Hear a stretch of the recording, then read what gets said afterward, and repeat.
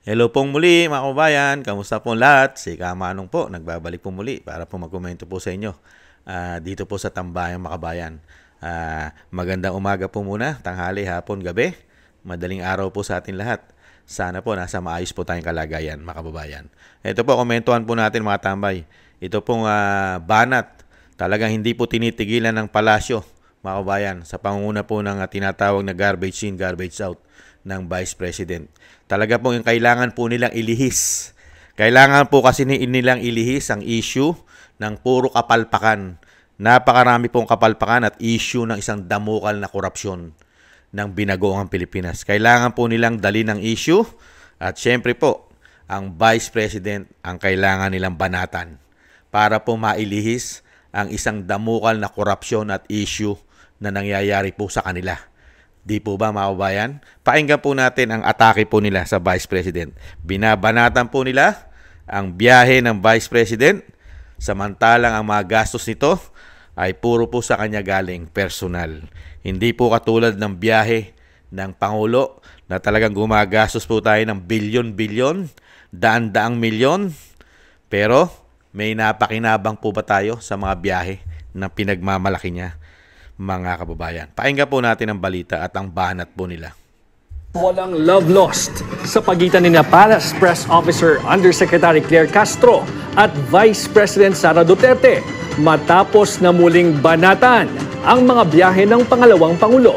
Tinawag pa itong World Tour ni Yusek Castro. Dagdag pa niya, nakikita naman ng publiko ang tunay na nagtatrabaho sa gobyerno. Pero inamin naman ng palasyo na hindi nila pinipigilan si VP Sara kung dalasan nito ang pag-alis ng Pilipinas. Narito ang Agenda Weekend Report. World Tour.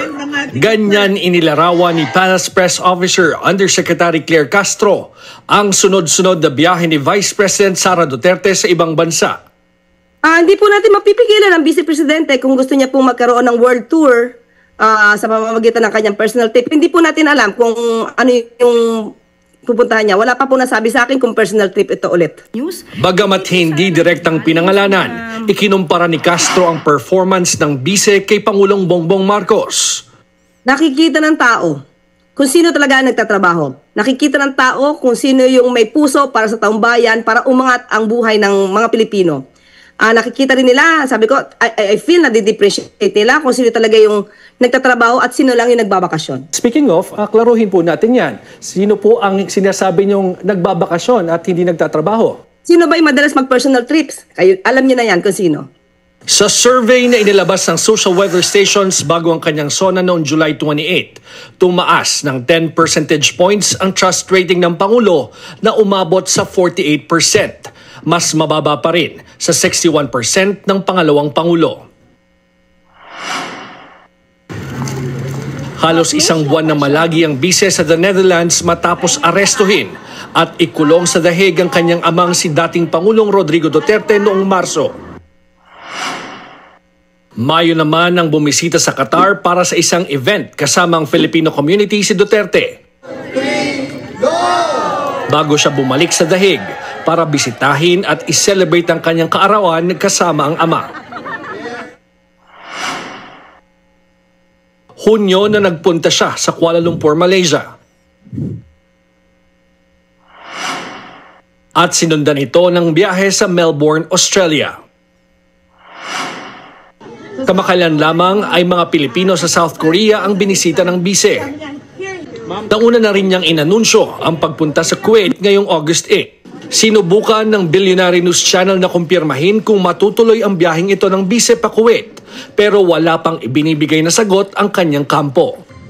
Pero nauna nang sinabi ng Office of the Vice President na ang mga biyahe ni Duterte ay aprobado naman ng Malacanang. Kaya ang tanong, bakit binibigyan ng Travel Authority ng Malacanang si VP Sara kung kinukwestiyon naman ito ang pagbiyahe nito? Kung kayo po ang tatanungin ko at sasabihin nyo na hindi dapat payagan ng Vice Presidente, ano po ang magiging tingin na naman ng mga supporter ng Vice Presidente? Sasabihin naman na ang freedom of movement niya ay hinahadlangan. Kung ganyan po ang gusto niya mangyari at lagi po siya nasa ibang bansa para sa personal trips niya, yan po naman ay cargo niya sa mga taong bayan at sa mga constituents at mga Pilipino. Nauna na ring pinalagan ni Duterte ang mga patutsada ng palasyo hinggil sa kanyang mga biyahe abroad. Hindi ibig sabihin na personal na lakad yan ay holiday o pamamasyal yan. So, yun yung ibig sabihin ng personal. Walang ginamit na pera ng gobyerno sa lakad na ito. Pero nagtatrabaho pa rin ako. Kung hindi sila bobo, maiintindihan nila yung ginagawa ko eh. Kasalukuyan pa rin pinag-uusapan ng impeachment trial ng pangalawang Pangulo sa kabila ng pagdeklarang Yan mga tambay. Kung hindi bobo raw, paano bobo kasi yung bumabatikos? Ganun po ba, Vice President? Yung bumabatikos po kasi sa inyo, bobo. Hindi po sinasabing personal trip. Di ba? Dahil una-una, walang gastos po ang gobyerno. Personal po niya yun . At yung pinupuntahan po ng Vice President, ay karamihan po, ay hindi po niya pinababayaan ang mga Pilipino. Kung sa mga bansa ang pinupuntahan niya, ay lagi pong nahandun po ang kanyang puso para po kamustahin ang ating mga kababayang OFW na bumubuhay ng ating ekonomiya. Napakalaking ekonomiya po ang ibinibigay ng mga OFW. Binibigyan ng pag-asa ng Vice President yung mga Pilipino na nagpapakahirap, nagbubuwis ng buhay, nagbabanat ng buto, dugot pawis ang puhunan para kumita ng pera para sa pamilya na hirap sa Pilipinas dahil may gobyerno tayo. Ano ginagawa ng gobyerno natin? Pinababangon po ba, pinalalakas po ba ekonomiya ng ating bansa, ng gobyerno natin na pinagmamalaki, na nagtatrabaho raw? Meron po ba nagtatrabaho na baon tayo sa utang? Kay mamahal ng bilihin? Kulang na kulang ang trabaho ng bansa? Bagsak na ekonomiya ayon sa World Bank? Baon sa utang? Walang malalaking programa? Walang achievement? Walang maipakita ng 3 taon? Di po ba? Maliban po sa inamin na achievement na 5,500 na flood control, inamin na mga wala. Maliban po ang pag-amin pa'y puro nasaan. Mahiya naman kayo sa mga Pilipino. Nasaan ang mga proyekto? Kinahihiya pa ang proyekto dahil wala. Naubos ang pera. Taon-taon, binadgetan ng billion-billion. Achievement po yan na pinagmamalaki po ng tinatawag na attack dog at tinatawag na garbage in, garbage out, mga kabayan. Hiyang-hiya naman tayo rito sa palasyo. Binabatikos mo, yung pinapayagan mo magbiyahe at walang gastos ang taong bayan. Personal na gastos. At yung trabaho niya, kung hindi ka nga naman bobo, nagagampanan niya ang trabaho niyo dahil siya'y Vice President pa lang. Limitado ang trabaho ng Vice President. Hindi niya pwede saklawan ang trabaho ng Pangulo dahil hindi po niya mandato yon. Kaya nga po tinatawag ng Vice President, kung hindi ka ba naman bobo, maiintindihan mo ang trabaho ng Vice President. Palibasa, yung bumabati ko sa Vice President ay nagpapakabobo. Hindi niya po maintindihan ang trabaho ng Vice President. Magkaiba po at hindi po pwedeng parehas ang trabaho ng Presidente at trabaho ng Vice President. Nag-iintay lang po ang Vice President kung kailan machuchugi ang Presidente para trabahuhin niya lahat. Ang problema ng bansa, ay pangunahing trabaho ng Commander-in-Chief. Isa lang, Presidente lang. At yung Vice President, ang trabaho niya, mga kababayan, ay kung ano lang ang mandato niya. Hindi niya pwede saklawan ang trabaho ng Presidente katulad ng problema sa DSWD na isang damukal na issue ng korupsyon. At hindi niya pwedeng panghimasukan ang trabaho ang problema ng PhilHealth. Hindi niya pwedeng panghimasukan ang problema ng DSWD, ang problema ng DepEd. At napakarami pang ahensya. Katulad ng walang ginagawang puro pamumulitika ng DOJ. Hindi niya pwede pang himasukan yan. Hindi niya trabaho yan. Di po ba? At yung trabaho ng Vice President, kung ano yung programa na nilatag ng Vice President, hanggang doon lang ang kanyang trabaho. Programa niya yon. At yun, nagagampanan niya. Di ba? Yung kanyang pondo ng isang taon na kinikitil pa nila, kinikitil pa ang pondo, di po ba, sa Kongreso at Senado, ayaw bigyan ng malaking proyekto dahil yung mga programa ng Vice President ay pinupolitika nila dahil ayaw nilang bumango at umangat ang popularidad ng Vice President sa mga programa na ito. Di po ba? Kaya nga kinikitil nila ang pondo nito. Di po ba? Kaya nga napakarami pong programa ang Vice President na hindi na po pinondohan dahil ang gobyerno po ay ayaw bigyan ng malaking pondo ang Office of the Vice President. Pero sa kabila no, nagtatrabaho po ang opisina ng Vice President.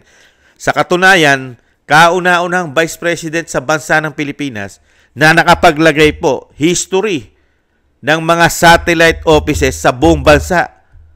Luzon, Visayas, Mindanao, mayroon pong inilagay na Office of the Vice President ang Vice President para po makatugon doon sa kanyang mandato. Limitadong pondo, pero nahandyan ang tulong diretso sa tao, lalong-lalo na pagka may kalamidad, may problema ang mga Pilipino, emergency, nahandyan agad ang pondo ng Vice President. Gumagana. Kahit limitado ang kanyang pondo, gumagawa ng paraan, nagtatrabaho.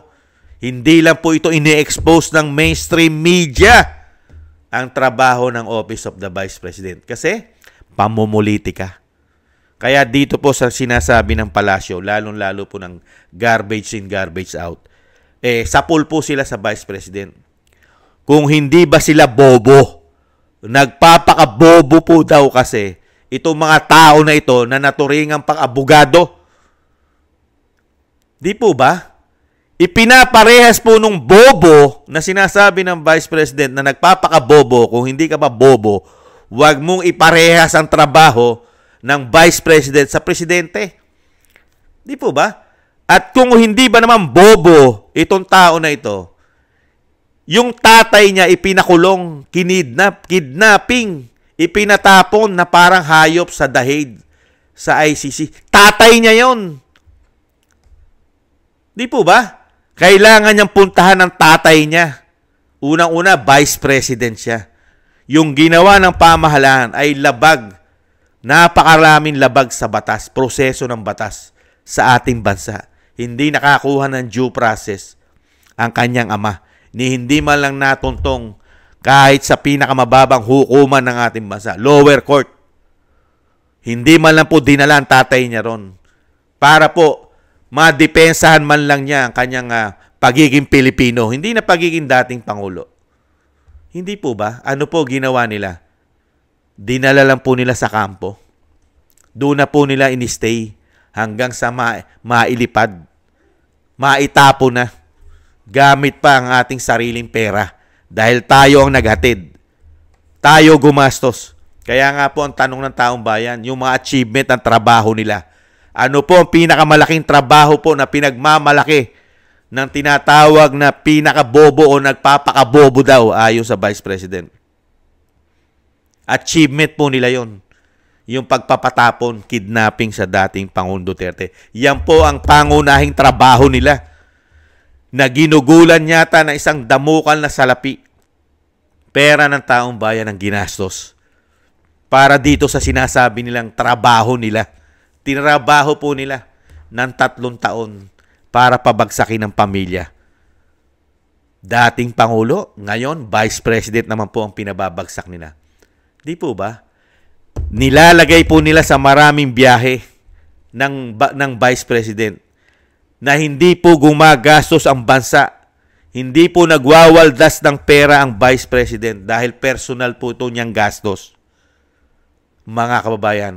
At yung trabaho ng Vice President, hindi po baldado. Nahandyan po ang trabaho ng Vice President. Nahandyan po ang kanyang mga tauhan. Nahandyan, nagpapanksyon. Hindi baldado. Kasi hindi naman po niya hawak lahat ng departamento ng bansa para siya ang magpatakbo ng bansa. Yung kanyang trabaho ay limitado, yun lang. sa abot kaya na kanyang magagawa, ginagawa niya ng paraan ng trabaho ng Vice President. At nakikita po yan direkta. Direkta sa ground sa mga Pilipino ang nakakaranas at naka-appreciate ng trabaho ng Vice President. Hindi katulad ng trabaho ng Pangulo. Nararamdaman po ba ng taong bayan ang trabaho ng Pangulo? Sige nga. Nararamdaman po ba natin ang trabaho na nilulubog tayo sa baha sa kabila ng ginagastosan ng pamahalaan na isang damukal na pera para ibsan o mabilis na mawala ang baha sa ating bansa dahil sa mga programa nila, lalong-lalo ang flood control? Nararamdaman ba ng mga Pilipino ang ginawa pong katarantaduhan, kawalang hiyaan sa ating pera na hindi na maipaliwanag kung ano na nangyari at walang nire-report ng Malacanang, lalo-lalo po sa pinasok nating Maharlika Investment Fund?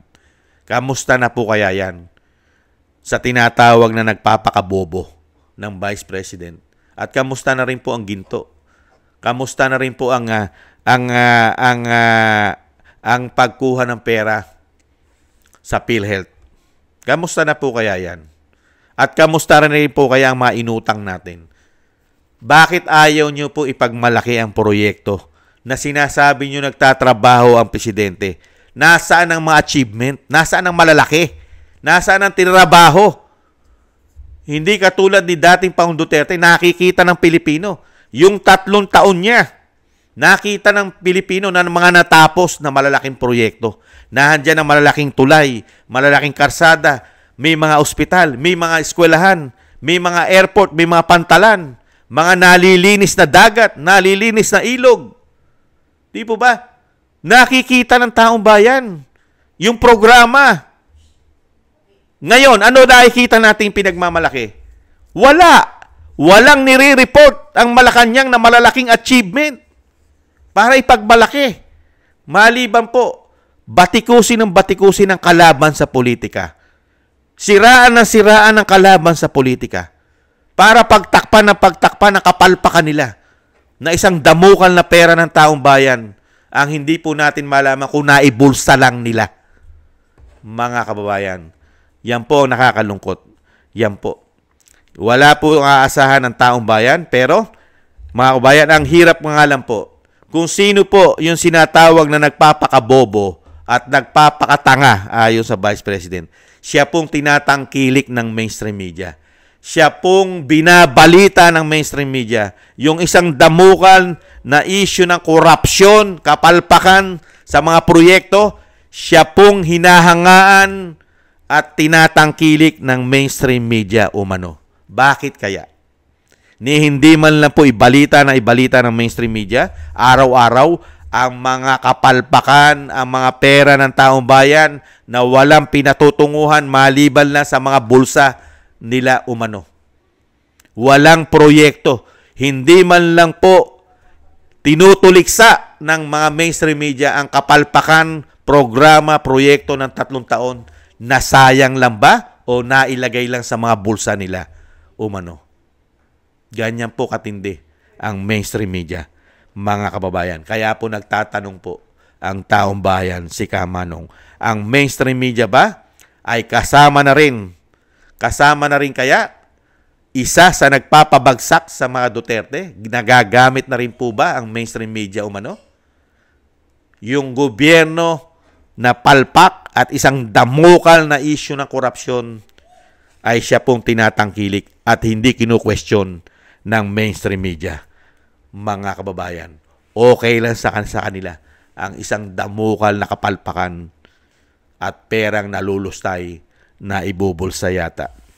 Muli po mga tambay, yan po ang batikos ng Malacanang sa tinatawag na pangunguna na isang garbage in, garbage out. At syempre po, sinagot naman po sila ng Vice President. Ano po ang sagot ng Vice President? Kung hindi ba sila bobo, nagpapakabobo at nagpapakatanga. Alam po nila sa sarili nila kung ano ang trabaho ng Vice President at kung ano ang trabaho ng Presidente. Kung ako dito kay Claire Castro, ipa-hair follicle test mo ang Presidente. Matutuwa ang taong bayan. Ipapulburon test mo yan, Yusek. At kung ako sa'yo, Yusek, hinahanapan mo ng trabaho ang Vice President, paano mo na yan? Pa-step down mo na. Tanggalin mo na presidente. Sige. Pag natanggal na presidente ang si BBM at ang Vice President ang presidente, ngayon ikumpara kung paano magtrabaho ang Tatak Duterte. Ikumpara mo ng 3 taon nakita ng mga Pilipino ang tinrabaho ng amo mo na pinagmamalaki mong puro trabaho. Wala pang nakikitang trabaho maliban po sa issue ng pulburon. Ang tinrabaho po ay patsi-patsi.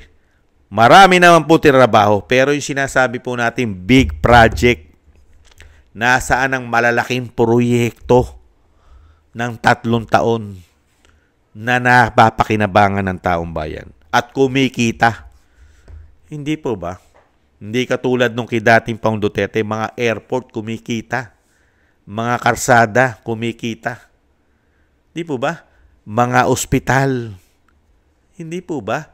At napapakinabangan sa ekonomiya ang napakarami pong karsada, tulay, yung pantalan kumikita, mga port. Hindi po ba? Ngayon po ba? Ano po ba kumikita sa proyekto ng Pangulo? Mga tambay, 3 taong pamumulitika, ginagastusan sa institusyon ng Kamara, walang lubay na pamumulitika. Dire-diretso ang gastos na walang balik. Maliban lang po dire-diretso sa bulsa ng mga politiko. Ang pondo ng bayan. Yan po ang tinatrabaho nila na nakikita ng mga Pilipino. Pero yung kahirapan natin, lalo pa tayo naghihirap sa panunungkulan nila. Wala tayong kapag-pag-asa dahil dire-diretso pa rin po ang kanilang pamumulitika. Tatapusin nila hanggang hindi nila natatapos ang pagpapabagsak sa mga Duterte.